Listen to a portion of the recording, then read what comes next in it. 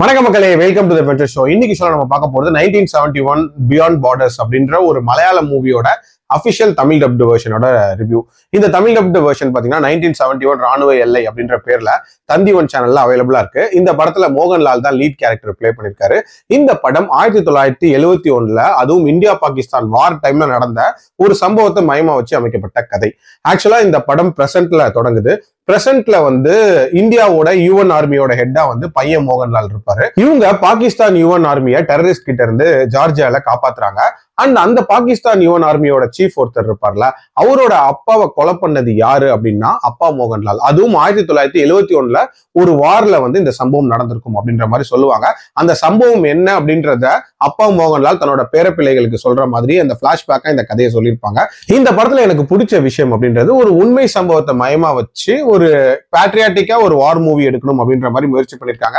அந்த முயற்சி to one extend டீசென்டாவே வந்திருக்கு அப்படின்னே சொல்லுவேன். அதுலயும் குறிப்பா சே நோ டு வார் அப்படின்ற ஒரு விஷயத்த ரொம்ப ஸ்ட்ராங்கா இதுல சொல்ல முயற்சி பண்ணிருக்காங்க. அதுக்கு ஒரு பாராட்டுகள் சொல்லியே ஆகணும். அதுலயும் குறிப்பா அந்த ஹியூமானிட்டியை வலியுறுத்துற மாதிரியான காட்சிகள் அப்படின்றதுமே நிறைய இருக்கும். அப்பா மோகன்லாலும் சரி, அந்த பாகிஸ்தான் சீஃப்மே சரி, ரெண்டு பேருமே ஒரு ஃபேரான ஆபீசர்ஸ் அப்படின்னே சொல்லலாம். மற்ற சோல்ஜர்ஸை மதிக்கிறது அண்ட் ஒரு மாதிரி பிரேவா ஃபைட் பண்றது அப்படின்னு இருக்கக்கூடிய நபர்களா இருப்பாங்க. பட் இந்த ரெண்டு நாடுகளுக்கு இடையே இருக்கக்கூடிய பகையினால இவங்க ரெண்டு பேரும் மோதிக்கிற மாதிரியான ஒரு சூழ்நிலை உருவாகுது அப்படின்றத காட்டியிருப்பாங்க. அந்த வார் சீக்வன்சஸ் அப்படின்றதுமே டு அன் எக்ஸ்டென்ட் டீசென்டா எடுத்திருக்காங்க. அண்ட் டுவர்ட்ஸ் தி எண்ட் முடிச்ச விதம் அப்படின்றதுமே ஒரு நீட்டான நோட்ல தான் முடிச்சிருப்பாங்க. டியூரேஷன் வைஸ்மே பாத்தீங்க அப்படின்னா 2 மணி நேரத்துல முடியக்கூடிய ஒரு படம் தான். பட் இந்த படத்துல ஒரு பெரிய பிரச்சனை அப்படின்னு பாத்தீங்கன்னா, இந்த படத்துல எல்லா விஷயங்களும் இருக்கிற மாதிரி தான் இருக்கும். பட் இந்த படத்துல ஏதோ ஒரு நிறைவு தன்மை அப்படின்றது உணரவே முடியாது. அதுக்கு முக்கியமான காரணம், நிறைய வார் மூவிஸ்ல பார்த்த விஷயங்களை அப்படியே எடுத்த மாதிரியான ஒரு ஃபீல் அப்படின்றதா இருக்கும்.